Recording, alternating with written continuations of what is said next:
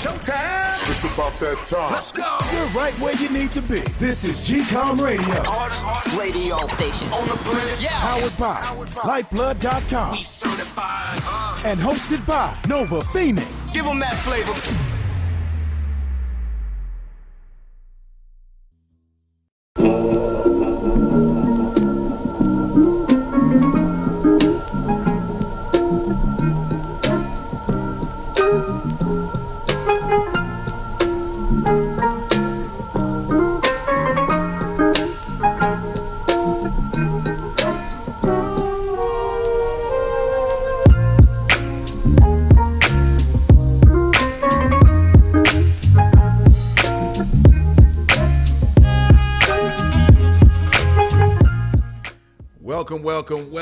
Welcome. Come on in, folks. Come on in, man. Wipe your feet at the door. Come on in. This is another show for you guys. Another show in the bag, man. Oh, how has your week been? Hopefully, as I always say, productive in every sense of the word, experiencing the good as well as the bad, because they're both learning experiences. We gotta, learn from our mistakes and cherish the goodness that we do and all that good productivity that we had. Stay busy, keep your mind busy, keep your body busy. Man, we only have one life to live, so might as well just live it to our fullest, right? Yeah, man. So yeah, let's go over. Let's just get to it, man. There's a lot of things to go on. I'm gonna try to make it an hour and 15 minutes, because there's so much other things that I gotta do that's just as important. So, yes, you are listening to Nova Phoenix. I'm your host on GCOM Radio on iHeartRadio, and we are going to get this show going. Let's get to it. All right. So first thing on this list here, I like to shout out Nick Ramirez and Shoutout Colorado. That's the sister company to Voyage Denver. I was in a first article with Voyage Denver. That's an online publication. Actually, it is a sister company to the main flagship publication, Voyage LA, where they talk about rising stars and businesses and people, the creative folks of from all different backgrounds and from race to gender to what are they doing, really getting into their lives, what businesses they really want to share with the world. And I think it's a beautiful concept, and they have many different, let me see if I can go here and check this out. They have many different sites to particular states. So, of course, in Shoutout Colorado, it's Colorado. Voyage LA, it's, of course, Los Angeles. Let me see how other places they kind of focus on here. Let me see about Voyage LA. Okay, so you have here you have Voyage ATL, and you have Boston Voyager, Chicago, Voyage Dallas, Voyage Houston, Miami. I mean, they represent a lot of different states, each of their publications, and I think that is super fantastic. It's super fantastic, really centering in from those creative minds and souls in those locales. But definitely it does kind of branch out, because as I said, I started out with Voyage Denver, and I guess they caught wind of it in Colorado. And yeah, man, I think it's a beautiful thing that they're supporting me. Shout out again to Nick Ramirez, the whole team out there in Voyage LA, and I'm looking forward to doing more things with them. Let's see how those connections turn out. I like to give another shout out to Tech Day HQ. I recently attended the Tech Day New York Founders Summit. It was in Manhattan, and it connects founders and venture capitalists together, and to talk about a lot of different topics to the entrepreneurial journey when you're dealing with trying to meet VCs, to how you deal with the international market, what to look out for, the experiences, the stories, dealing with underrepresented founders. That was one of the last panels that was on the show, and at the summit. And yeah, it was very educational. Met a lot of good people. Met Walter Charnazan. He is the founder of Tech Day HQ, along with his marketing person, Anna Torres, and several other people of his staff that were coming from LA, because they also do it in Los Angeles. I think they do it in Miami, Florida, I think. But no, I'm sorry. The other place where they do it is Los Angeles, and they also do it in London, so the international. So big shout out to the both of them, Walter and Anna, for supporting. Definitely went to the nice soiree afterwards at Blackwell's in Manhattan, man. Had a couple drinks and chopping it up with folks there. So it was definitely cool just to be a part of that whole movement and really getting those people together, founders and venture capitalists and such and so forth. So let's see how things turn out. All right, so what we also got going here, Astroworld concert with your guy Travis Scott. A lot of new developments is going on, and of course we knew this was going to happen. There are people, of course, you want to be held accountable to something where a lot of people have passed away, have died. They say it was about a 50,000 person concert. Listen, there's definitely heads are going to roll on this because, when people die, families are suffering. People want answers, man. People want some sort of solutions, and also people should be held accountable. And it's unfortunate, having this conversation with other folks. It's unfortunate that, so many people lost their lives, and I think this is a learning lesson. This is not the first time this thing happened, man. This is not the first time. There are a lot of different outside events that have had people die, and it's surprising to me that over the decades, it's been happening in rock concerts and electronica concerts, open door, 100,000 people, 50,000 people, 20,000 people, also inside. And it's unfortunate that, this continues to happen and nobody is really learning from past situations like this, like horrible, tragic events.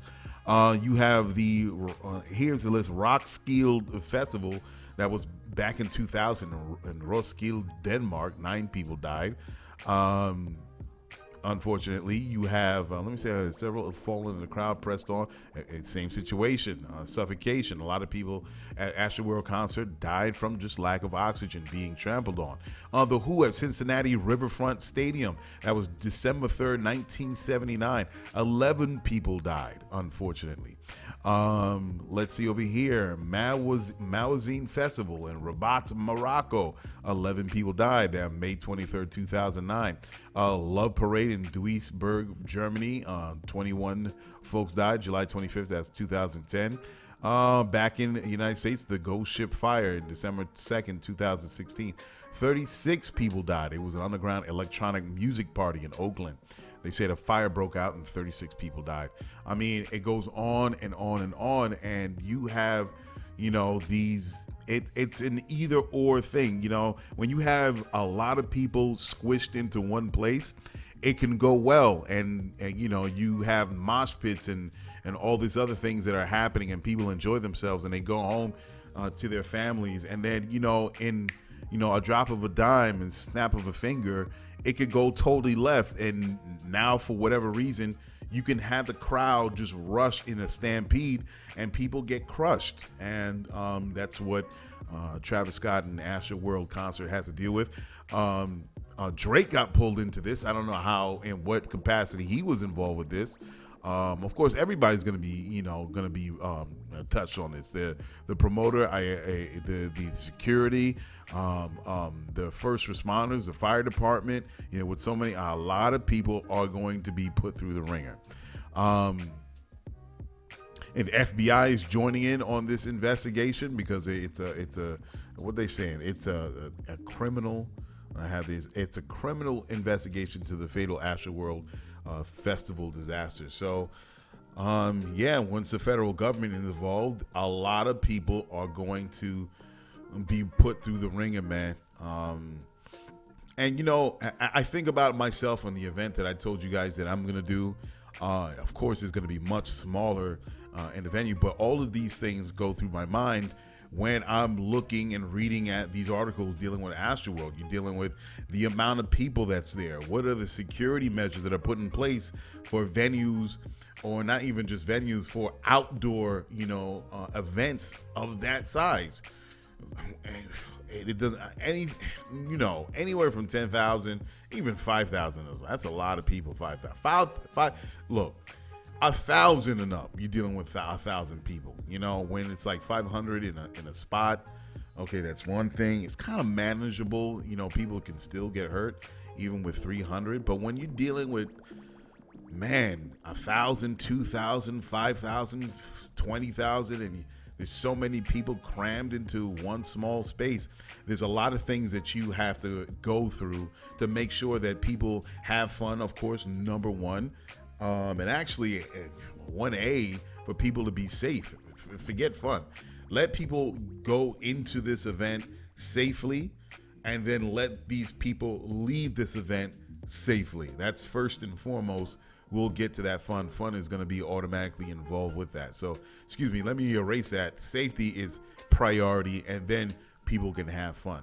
So, you think, like I said, security measures, where they're positioned, how many people are part of that detail, the complement. Dealing with 100 people, 500 people in terms of security. 1,000, how much, and in what places are you going to position them? Where are the first responders? A lot of time back in the day in New York, when you had clubs that were kind of crazy, I'm going back to the tunnel days. When you had the Limelight, everybody remembers the Limelight. Limelight was in Lower Manhattan, I believe, 28th Street, and it was in an old church. The Limelight was in it was in an old abandoned church, and you had different music on different floors. And, it was run by Peter Gatien. He was one of the famous nightclub owners from back in the day in New York, and he ran a couple of. Peter Gatien also did the Tunnel, and I forgot what he had: the Tunnel, the Limelight, and there was another one. I think there was two others. But they did a big spread on Peter Gatien, and that, what comes with nighttime parties? Drugs, all right? That's just what's going to come with it. People are going to be doing drugs. They're going to be drinking. They're going to do all of that. The hard drugs, the drugs that are, the deal. They had, it was so crazy at the Limelight, they parked ambulances outside. So if in case someone did too much drugs, right, they at least there was an ambulance outside waiting for people to come. You know what I mean? It was real, man. It was real. It was real back in the day. So you got to think of these things when you're coming with events of that size too. How many ambulances you're gonna have there? Are police, the local police, are part of the security of the event, or is that in addition to? I wonder. It makes me think, and it puts everything in perspective when you're dealing with the lives of people that are coming to your event to have fun, be educated in some ways, and for them to be safe. So Travis Scott did, he has canceled future concerts. It reported that he's paying for the funeral costs, and he's returning money from the people that were a part of Astroworld concert back then. He's providing mental health support services for the families and everyone that was a part of that event. So he's doing a lot on his hand. The unfortunate part is the cancel culture comes in and wants to put him out of business. The sponsors are pulling out of events that he was going to be a part of. They're replacing him. They're replacing Travis Scott with, what's that dude name? Thank you. They're replacing with Post Malone. I'm like, it's nuts. What's the deal? It's absolutely nuts, man. Listen, I want people to be held accountable. But this, like I said before, when I just started talking about this, it's nothing new. It's been happening for a long time. I think everybody has a certain degree of guilt, and hopefully we can learn from this. And when we have events of this size, people are protected. It's funny. I saw a video online with Tiana Taylor. she had a show going on, and yo, so Tiana Taylor, I guess someone in the front started to look kind of queasy or crazy, or look like they were gonna pass out, and Tiana Taylor was like, "Whoa, whoa, whoa! Everybody, stop the show! Stop the show! Are you okay?" She said, "Are you fine? Are you fine? No. Bring security. Bring her on the other. Let her sit on the stage. Let her get some air, because we ain't playing that." Yeah, Tiana Taylor, a lot of other artists is like, "Whoa, now we ain't gonna do that." Yeah, man. And there are certain pieces of that video that I saw with your guy that was kind of funny. I don't know. I don't want to pass judgment, because I've seen other shows where their artists are doing their thing on the stage, and there are people passing out right in front of them behind the gate, at the very front, and then security comes in, scoops them up, and pulls them to the side. I've seen this. So it's not like if you see Travis Scott just like, oh, look, he was actually looking at people passing out. No, this has been happening for a while. It's been happening for a while. And people want to get out there. There was a thing where the camera dude was like recording it, and there were kids running up saying, "Hey, people down there, you got to stop recording." I mean, of course, the internet already want to crucify this man. This man has a job to do. He sees a couple of kids running up frantic. Does he stop? He doesn't know if he should stop. All he knows is he's paid to record the event. We don't know what he saw. We don't know what he was looking at. All we see is a random video of kids running up from behind him, climbing up to that elevation where his camera is positioned, and telling them, stop filming, stop recording. There's people, we don't know what's going on. A lot of times, kids could come up and say some craziness, and the guy stop. He's not going to listen to some kids unless he hears something in his earpiece from production, and they're going to say in the control room saying, "Hey, listen, stop the show." Then it's fine, but he's not going to listen to random kids, because all he's focused on is that stage. So yeah, people, come on. We got to be careful of what happens on social media, on the internet. There are a lot of bots out there. There are a lot of people that's just stirring the pot. They don't care. They get a hold of some video, or they're commenting on it, and it's some 12-year-old that doesn't know the full scope of the situation, and is just throwing in 2 cents, adding fuel to the fire. Be very careful of what you see on social media or the internet. I know it's easy to believe. Your eyes look at certain things, but what's important here, boys and girls, is context. Context. Step back. Look at the full frame of the picture, the before and after, and then people can come up with an assessment of what took place. But try not to lay down the hatchet on people on a 10-second video, on a 20-second video. What you see, a lot of times they just throw videos out to get the spin. Like Lil Boosie, for instance. That's a perfect example. So there was a short clip of Lil Boosie with his son coming out of some mall, and there was a gay dude that stepped up to Lil Boosie saying, "Oh, ain't you Lil Boosie that had problems with Lil Nas X? Yo, I'm gonna fight you, blah, blah, blah, blah, blah." Right?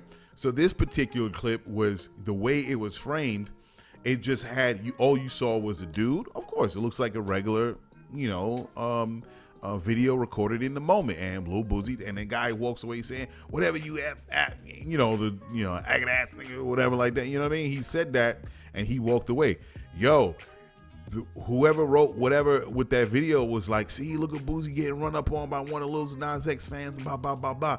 And people were, on the comment section below, people was roasting Lil Boosie. Roasting him, right? Trying to say, "Oh my God, look," saying, "Here's another video with Boosie getting that Lil Nas X." But then, I think an hour later or something like that, scrolling through social media, this same scene with Lil Boosie and this Lil Nas X fan, but this time the microphone was in frame. The microphone that the audio guy holds over the actors. It was something that Boosie was filming. So that's what I'm saying. People have to be careful before they pass any judgment when they see anything online. Give it a day or two. Let people check. If you want to comment and be like, "I hope this," but people are ready to be judge, jury, and executioner off of a video that they just saw that was released 2 minutes ago. It's the very first video of the situation that was released 2 minutes ago online and social media, and people already made up their mind. But then look at that little Boozy situation. The real raw video came out. The microphone was in frame, and it was something that he was, was a scene to a movie, a documentary, whatever it was being filmed. So yeah, man, we gotta be real. And I'm not perfect. I get caught up in the same thing. I said some things on video or pictures that I see, and it was a learned lesson. I'm like, damn, I shouldn't have said something. Nova, shut the F up. Wait till the rest comes out. Give it a couple of days until you can figure out what's happening. So yeah, man, it's a learned lesson. The next thing that we got, The Harder They Fall, man. The Harder They Fall. Everybody knows what movie that is. Fantastic. Fan-freaking-tastic on Netflix. It was an all-star cast. I tell you, man, everybody was in that joint, man. Everybody was in there. Idris, R.J. Seiler, Lakeith Stansfield, Regina King, Delroy Lindo, Zazie Beetz, Jonathan Majors, on and on and on. Everybody did their thing in that film. And shout out to the director. Who's the director? It was a dude. Let me see if I can get this director's name. The director. His name is I'm not. You know what? The director's his name. I want to say The Bullets, but that's not his name. Yeah, The Bullets. And guess who's his brother? Who knew? Seal. Seal, the singer, the black British singer that did the song eons ago called "Kiss from a Rose." Yo, that is crazy. So apparently that there's talent in the family. And the director of The Harder They Fall, The Bullets, is Seal's brother, man. And it's funny. I'm like, is that his real name, The Bullets? Let me see. James Samuel. I don't know why they call him. They call him, I guess he has a group called The Bullets or something. His name is James Samuel. My bad. Jeymes Samuel. I have to figure out. Oh, also known as The Bullets. I don't know why they call him that. Who knows? But anyway, the film was great. I mean, I don't even want to call it another Black Panther of the Wild Wild West. I don't even want to say that because it was so good and it was so unique and distinct in its own art that I think it would do a disservice to try to relate it to the Black Panther. I think it was spectacularly cast, and the setting and the cinematography. There was one shot that I thought was like beautiful. The shot was where you can see it was a silver gun, or of course, the surface was gunmetal and reflective. And the shot, you can see the face of the gunslinger in the gun reflecting off the surface of the gun. I thought it was a beautiful shot. I'm like, wow, that's a great friggin' shot. Yeah, man. And there was a lot of different scenes, man. A lot of different setups. Dion Cole was also in it. Let me tell you something. Shout out to Dion again. I like to give a big shout out to Dion Cole, man. Because he played a character that he was one of the gang members to Idris Elba's, what's his name? Jonathan Buck. Let me see. Let me bring the cast up here. The Harder They Fall cast. Okay. So Idris Elba played Rufus Buck. Excuse me, my bad. And Dion Cole played one of the dudes in his gang that was holding down the town while Rufus Buck was locked up. And let me tell you, this was not Dion Cole. And really, when I saw Dion, I was like, not to knock Dion, but I don't know what I thought. My original thought was Dion was just gonna be Dion Cole in a dusty ass cowboy outfit. And he was gonna give me Dion Cole for Blackish. That's what I really thought. But I was so freaking mistaken. Dion Cole had a beautiful character that he played right. I really believed in the character that he played. It was not Dion Cole. So this dude definitely has a talent as an actor, not just as a comedian, but he can really stretch and immerse himself in a whole nother personality when it comes to who he should be in the script. Yo, shout out to Dion Cole one more time, man. That was a great character, man. I loved his character. I wanted to see more of him.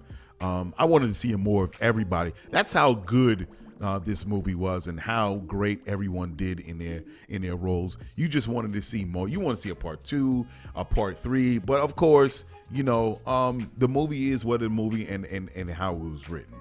Let me see. My favorite scene or scenes was the train scene. I love the train scene, and Regina King, as always, really did it up. I love that scene, and I loved the final scene. I thought it was a great crescendo to the story. It's like going out. It's like, how cowboy westerns is. I'm not giving away the movie, but westerns always ends with the big gunfight. Come on, and from Clint Eastwood to everybody, you know the deal. That's how westerns are. So, I those were my 2 favorite scenes. Not that the other parts were forgettable, but those were my particular favorites. Yeah, man. What else did I liked? Oh yeah, some people in the conscious community had issues with it, because each of these characters that these actors and actresses played were actually real historical figures in the past. Of course, the Bullets, the director, I think he did write it as well. He had some artistical twist to it. Of course, these people are not exactly like who they were in real life, but to me, it was dope that they took real characters and put them in a fictional setting. And be my guest, have a play with it, go about it. But it has been done before. It's not new. I mean, you do have Abraham Lincoln Vampire Hunter. Come on, this is Hollywood. Let's keep it real. Enjoy this movie for what it was. If you could watch Abraham Lincoln Vampire Hunter dealing with vampires, you can see this movie. Give me a break, okay? Also, the one with real life historical figures in fictional settings was Harriet with Cynthia Erivo. Yes, I said it. And I didn't even see the damn movie. No, I did not see the movie. It was trash. That's all I need to know. Trash. And then when I saw the clips, I was like, I don't need to see that movie. That's a perfect example of a historical figure put in a fictional setting. I mean, come on. One of the characters' names was Bigger Long. Come on. Come on. You can't. Oh, my God. You can't get any more absurd with this stupid freaking name. The character, the dude, one of the slaves' name, which was also a bounty hunter that was sent to kill Harriet Tubman, which isn't. It's not real. That never happened. So that is when there's a line drawn from artistical expression as a director and then just all out just lying. All right. When we're dealing with Harriet Tubman and what she has done, who she is, by dealing with the Underground Railroad, bringing slaves out from the plantation, and they escaped up north in some areas in Canada. I mean, come on. Tell the story. You don't need to embellish. You don't need to put the little thriller and dress it up and with a nice bow. Just tell the story. Certain parts, of course, you do not know because you have to take a play on it. But take specific scenes or settings that really happened in Harriet Tubman's life and, play with it and tell the story as is. Bigger Long. Really? Bigger? Really? You couldn't be more creative with a name. So you just had to go there to just like nickname him after a phallic symbol, right? Right? Okay. Oh my God. Anyway, so The Harder They Fall was great. Of course, let's see what happens if there's going to be a part 2, a part 3, and how this is going to be done. Yeah. Let's see how that goes with Netflix. Great like that one. All right, please, part 2. All right, so next one, man. NASA flipped that. NASA is unfortunately is delaying its Artemis 3 flight to the moon to at least 2025. I'm a big, everybody knows at this point, I love science. I love things dealing with space and everything that's happening with, the Artemis, or you're dealing with Elon Musk's company.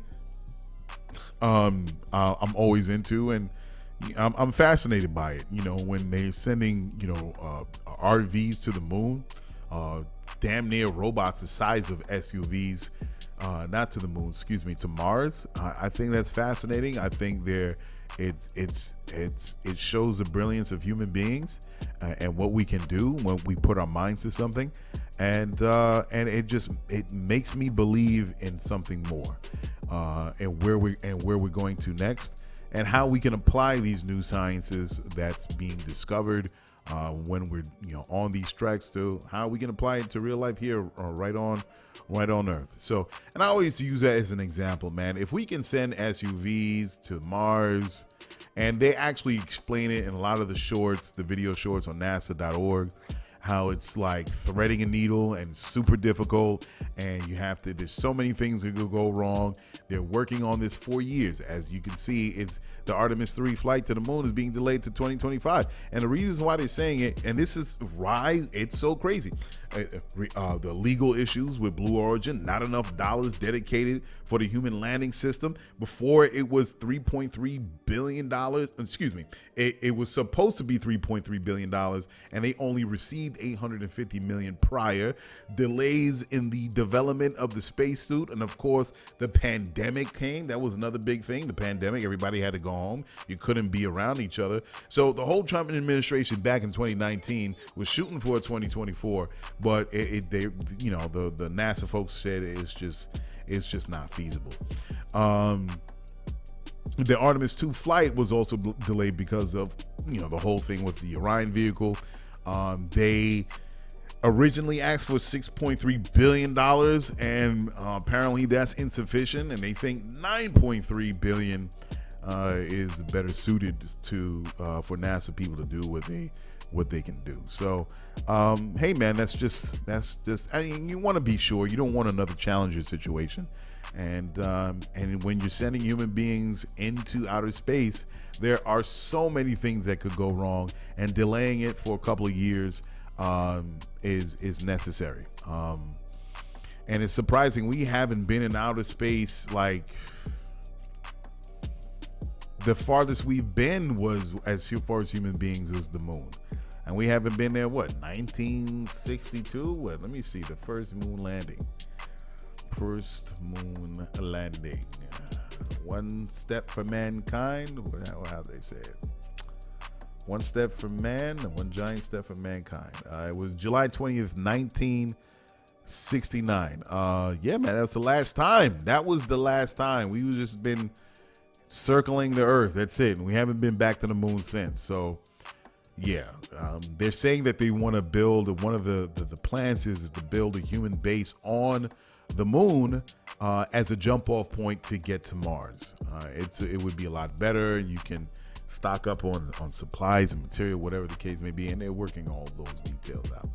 And like I said, I always use the magnificence of the human mind and all of his and hers latest discoveries and experiences doing this. And if we can figure out how we can send an SUV to Mars, we can figure out our problems right here. All right.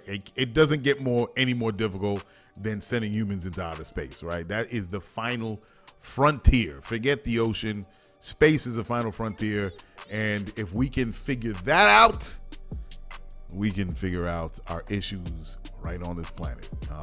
When it comes to race, when it comes to the environment, when it comes to our economic system, everything. Yeah, so we'll see what happens. I check NASA.org every now and then, see how we're coming along as human beings on this blue pearl. All right, so here's another thing. Oh man, this is true. It kind of relates to the whole Travis Scott thing, Joe Budden meme. Here, let's see here, and that was it's interlinked. I should have buttered it up right next to what with that whole Travis Scott. Here's the problem. All right, so another example. Joe Budden says he's bisexual. Whoa. And the internet went off, right? It went off, and everybody was carrying that line above their heads with the torches all around. It was like a prize. It was like a prize.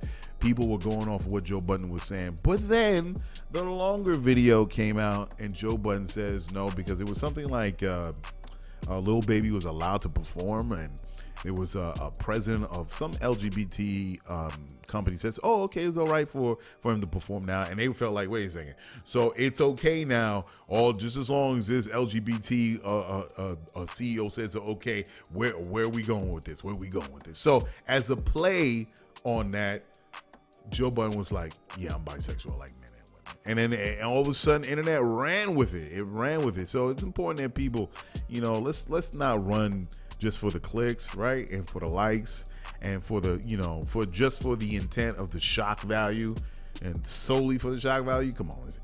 A lot of people are irresponsible, man. A lot of people are irresponsible. Anyway, I wonder how Joe Budden. I saw Joe Budden with these two new dudes. I guess it's the new Rory and Mal. I wonder how he's doing. I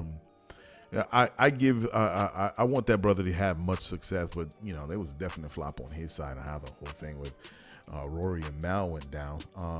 Big thing's a problem with them and their contracts, dealing with Joe Budden and Joe Budden feeling like he was king shit and doing that to the people that supposedly was his peoples, right? Even if you're not super cool with them and it's just business partners, you do right. You do good business, because when you do, it's a small community, man.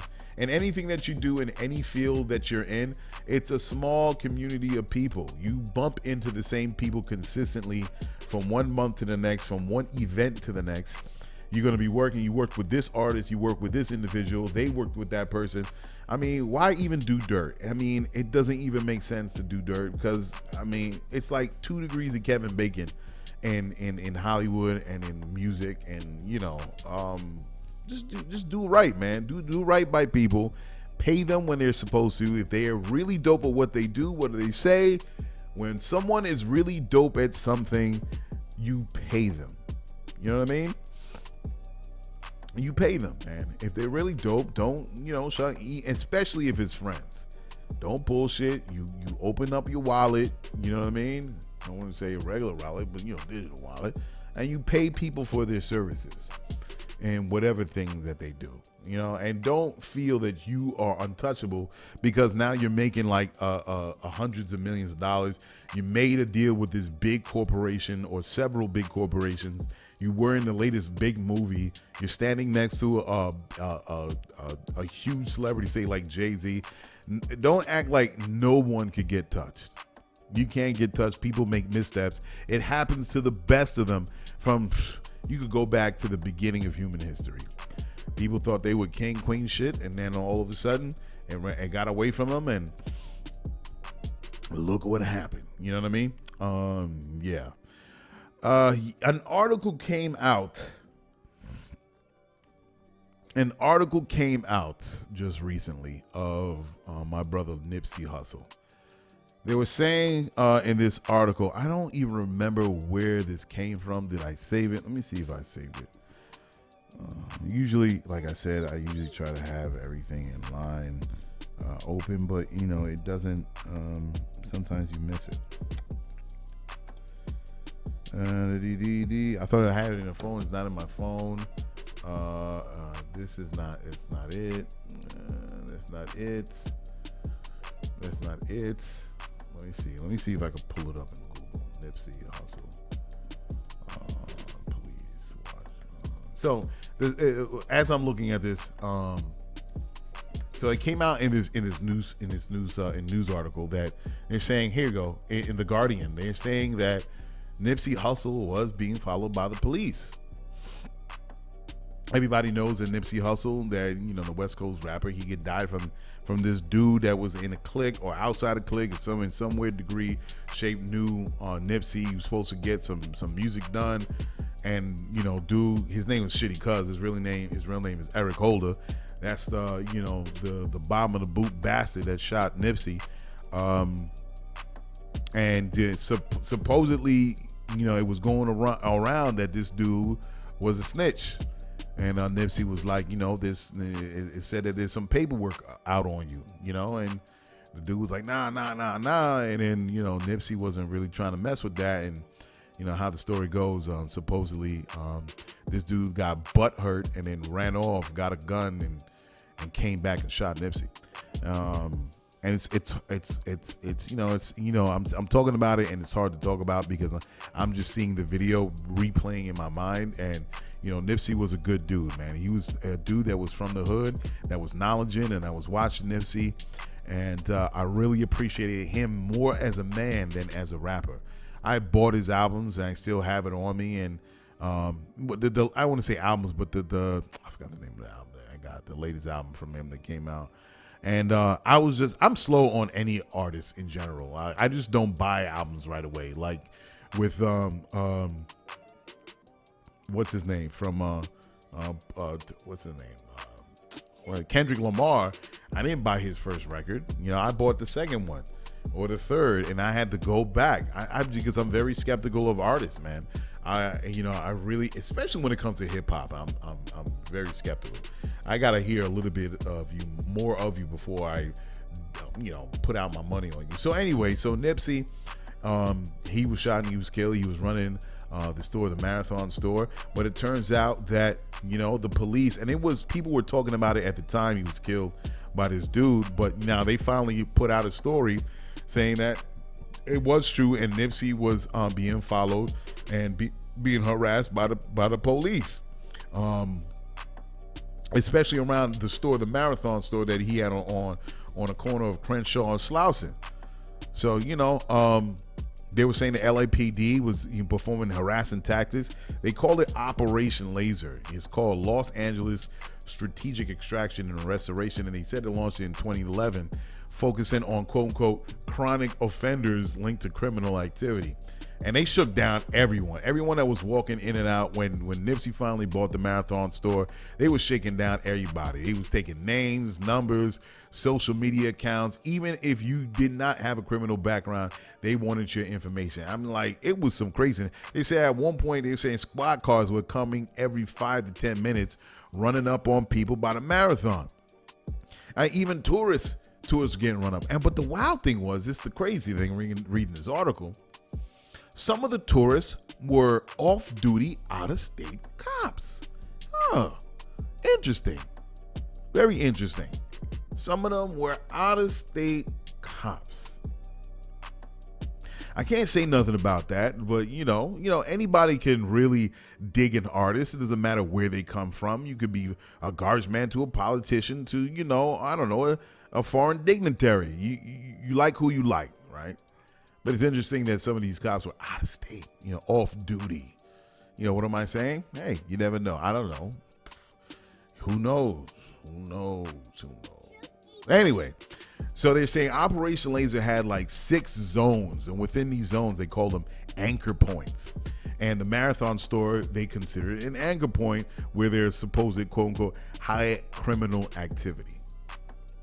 And that was his running. That's why they was running up on them every 5 to 10 minutes. They was also harassing the mall owner because the Marathon store was a part of a strip mall, like a corner or L-shaped mall there, right?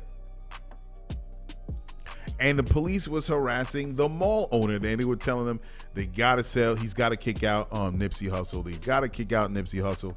Even Nipsey and his brother that he was partnering with, they were planning to open it, the Marathon at another location. But Nipsey was like, nah, I'm gonna have it here because I could get in his mind. He said, wherever I go, they're gonna be following me. So why am I running? I'm gonna put 10 toes down right here, right on the corner of in this store right here. So,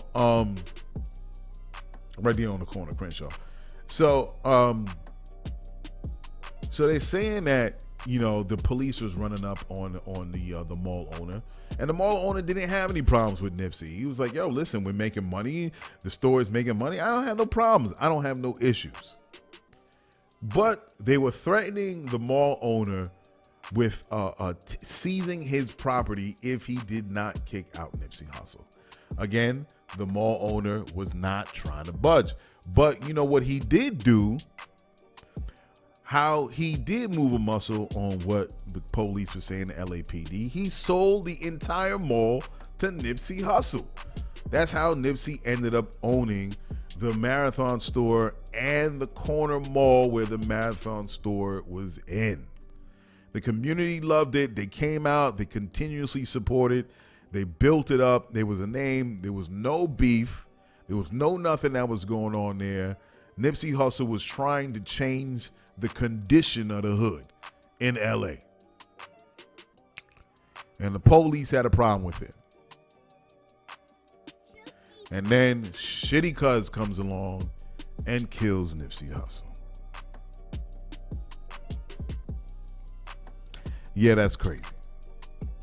I wonder what's going on with Nipsey Hussle thing. The other thing is, who was his defense lawyer? It was the defense lawyer in the OJ case. And I found that crazy. Shitty Cuz defense lawyer.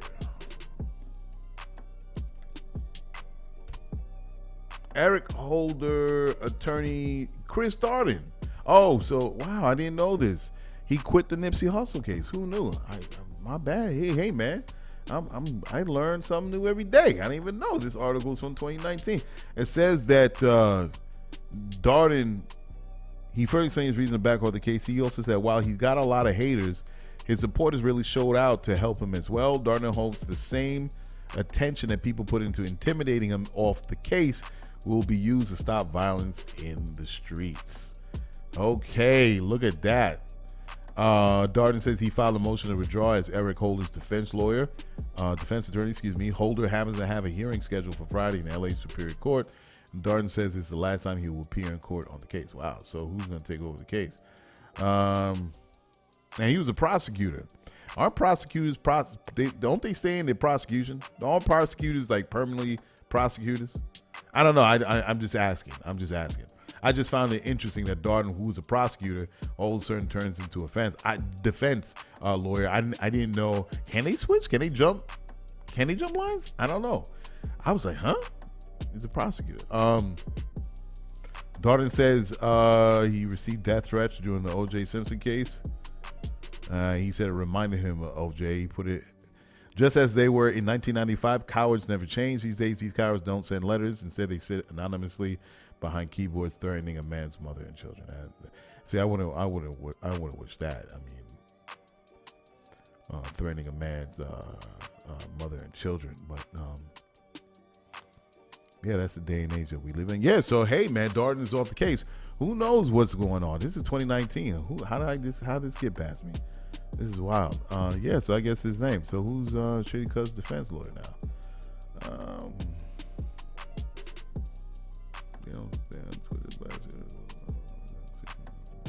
Anyway, yeah, so that's the case. So they did this whole article and let me see, The Guardian. So interesting.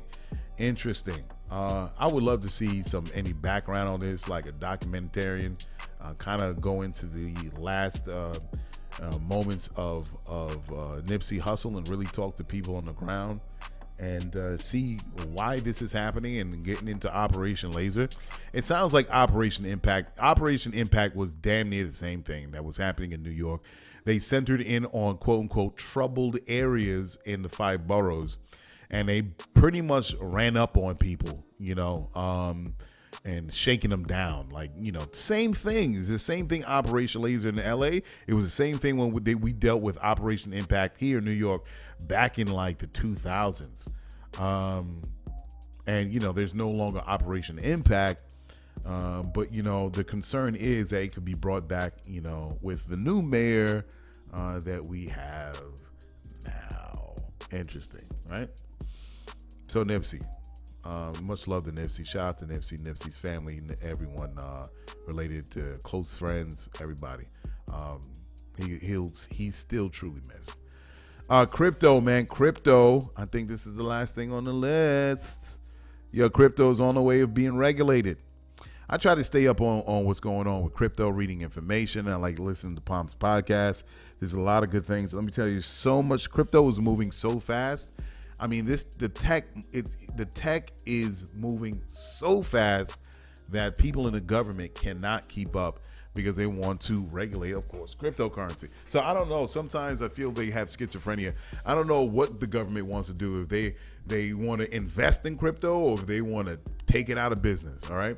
So they're saying that Biden's pushing to have some hard scrutiny on regulatory scrutiny on cryptocurrency, but the SEC chairman Gary Gensler doesn't believe that cryptocurrency has any long-term life. So there's some sort of a tug of war that's happening on the inside, and I think some of that could be just theatrics, because there's money to be made, and cryptocurrency is just a new way where money can be made. They're pushing for cryptocurrency, crypto exchange companies like Binance to set up compliance oversight, and which is pushing these companies to hire compliance officers from finance industries, like this dude named Jay Clayton. He's the ex-SEC chairman of Fireblocks, and former Justice Department Jukumar, I think his name is, Ramaswamy. He's hired as the head of risk compliance and regulatory policy at C Labs. So there's a lot of C companies that looks like they're getting funded, them going into the fintech sector, dealing, of course, specifically with cryptocurrency, and they're being pressured to hire compliance officers to manage their complex regulatory issues. And then you have to have a license in the United States in order to mess with Bitcoin. And the international world, the international stage is so much different because each country has their own regulations. So that, in a sense, I can understand where you want to stay on top of not just the regulatory laws in the United States, but also around the world. I don't know. So the government is saying that they're wary of market manipulation in crypto because so many companies is coming out. So it's just opening it up to all this abuse. And they're afraid that because they don't have a centralized agency, that it could be problematic with the supply, exchange, and value of Bitcoin. Interesting. So they're doing all this because they're so afraid of the underground market and fraud, and things is just unreliable. They want to be able to track and link transactions to the black market, and for those that are avoiding taxes and financial penalties, So they want companies to be in compliance to keep good record keeping, and they're saying companies got to be braced for the dramatic shift that's going to be coming. So it's funny that we're having this conversation, that cryptocurrency. I mean, the world right now is taking my cryptocurrency. China is no longer in the game of crypto because it's decentralized, and the very nature of the Chinese government and society is centralized because everything is ran by the state, by the government. And the only reason I feel that the government is being very wary of it because they can't put their arms around it. They can't get money out of it. And that's the only reason, to me, why they want to make sure that there's some sort of compliance oversight from all these new seed cryptocurrency companies that are kind of swarming and coming into play, like myself. So, listen, pick a side, man. Pick a side. What's the deal? You want to get on this train, or do you want to say that this is something that it's not worthy to get into? Because they're talking about all this fraud and the black market and avoiding taxes and blah blah blah blah blah. However, there is billions of dollars that's being lost in the current currency that we're using today. It's not like the dollar, the American dollar, is in some way some squeaky clean currency. No, there's so much fraud that's going on with the dollar today. I mean, look at the legal tender that's being at play here today. You got the watermarks on it. You got the high reflective rainbow colored bands that's woven into the actual currency. I mean, there's so many things in order to avoid fraud. So, I mean, come on. I haven't heard. You know what I heard? You know what I heard right here? This is what I hear. This is what I was reading recently. Robin Hood saying millions of customers' name and email addresses were taken in a data breach. Some they got hacked, unfortunately, and there's a lot of information that was taken. Supposedly, Robinhood saying no information, specifically social security numbers, bank account numbers, or debit card numbers, were exposed. So they say. And there was no immediate financial loss to any customers, but they were hacked, and they're currently trying to figure out who is the culprit to this hacking. So I hear about this consistently, even from legacy companies, even governmental or agencies, where they're being hacked and with ransomware, such and so forth. But when it comes to cryptocurrency, Bitcoin, Ethereum, Litecoin, Dogecoin, all the other coins that you are aware of, I've never heard of anything as someone trying to hack the Bitcoin. I mean, I heard mining, so you could get whole coins out of this process. But as far as someone breaking in, and I haven't heard. If that's the case, how come there hasn't been some huge article to say? Because of course there's a lot of government agencies and individuals and economic quote unquote experts to say that cryptocurrency is a lost game. You would think if something real did break out when it comes to the hacking of any cryptocurrency, digital, that it would be on the front page news of the Wall Street Journal or somewhere, right? Or Bloomberg.com, but nothing has come out. So as far as them saying that they're afraid of any financial issues that are coming from the deep, dark market, I haven't seen it, man. I really haven't seen it. Where's Bitcoin at this point in time? Bitcoin is at $64,000. And they're continuing to grow. Remember the great drop that bottomed out and they went down to what, the $40,000 or something, 38, some real low mark. And I was speaking to people that had that was already invested in crypto, and they was like, "Yo, I'm sticking it out." And I have some money in crypto, and I'm like, I'm not going anywhere. I'm sitting right there. I mean, it's thing like the stock market, it's going to fall and it's going to pick back up. Now, do we have a heavy swing that happened with Bitcoin? Sure, it did happen, but look at where it's at now. It's $64,000. Yeah, so crypto is not going anywhere. I'm looking forward to getting more and have more dealings with the cryptocurrency. I won't get into it right now, but getting into I'm looking forward to it in the several ways that I will be finding myself in cryptocurrency. There's a little correction that I wanted to make when it came to Musk. I was talking a little bit about the United Nations challenging Elon Musk. I don't think I got into it. I think I segued. Sometimes I do that, folks. My bad. Sometimes I talk about something and my brain kind of works faster than my mouth and I'm off to something else.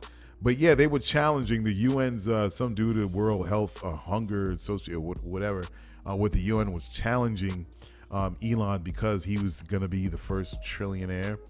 And yeah, he was asking for some money. He's like, some taxing of the rich. And Elon was like, hey, listen, sure, I'll be willing to give you money if only you could prove to me what you're going to do with $6 point something billion. Now, someone put out an article saying that this agency or this program raised $8.5 billion, but they were still hungry. Touche. That's what Elon did. If I didn't talk about that, my bad, folks. But yeah, as far as Elon is concerned, I mean, Elon, I mean, he owns about 193 million shares of Tesla, and which only comes out to 20%. He only owns about 20% stock. And that's with a Tesla market cap of $1.22 trillion. So he's got a healthy, it comes out to about in the neighborhood of 400, I think, is that's the case. Billion or something like that, something of that nature. 300, but he's got cakes. He's got cakes. He does not get a salary. He does not get a salary. He lives off of his investments.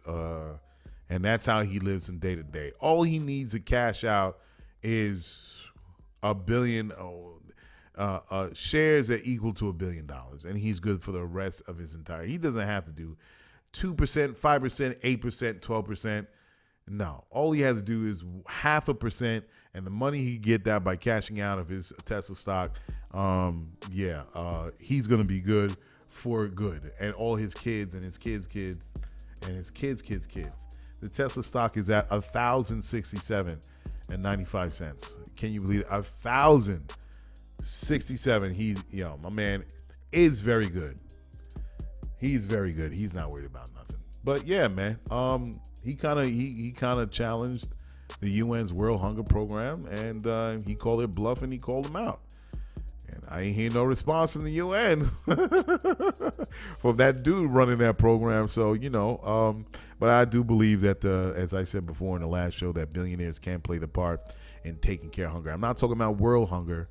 It could be a test pilot, as I said, a test pilot in LA or New York or one of these cities, and you could pretty much set up a blueprint for other people to do it. And it doesn't have to be something that's like a socialist, the trigger word, as I said before. It could be something where you get people on their feet and they could work. They could be a janitor at the Tesla factory facility. Who knows? Not everybody's going to be that. Some people's going to need a little bit more help when you deal with the mentally unstable. Yeah, no doubt. But that's just what don't you think that's the responsibility of society to help those that can't help themselves? Don't you think that is our duty? You think it's normal to leave people out on the street scraping their bare feet against the hard sidewalk floors? Do you think that's fair? I'm just saying, if you think that's fair, man, you're a great human being, man. I mean, your mother raised you. What? Thumbs up to you, sir, or lady. Thumbs up to you. All right, so we're going to get out of here. I think I passed my mark. I think I made it. I appreciate you guys listening to me. Come in next week and let's talk some more. I'll talk some more. I'll fill up your ear, and then you can take it to your people and have your own conversations. I hope everything that you're working hard towards that you get, if not now, in the future. Remember, keep going, keep pushing. Something will come through. Trust me. The energy you put out in the universe, you will get back in return. You just have to believe in the process, and it will work for you. Believe in yourself when no one else will. Believe in yourself. Okay, folks, I'm out of here. Thank you for listening, and I'll see you next week. Peace. Check it. You just listened to GCOM Radio, powered by Lyfeblood.com for the global community. We worldwide, baby. See you in the next go-round. From right here to your town, we out.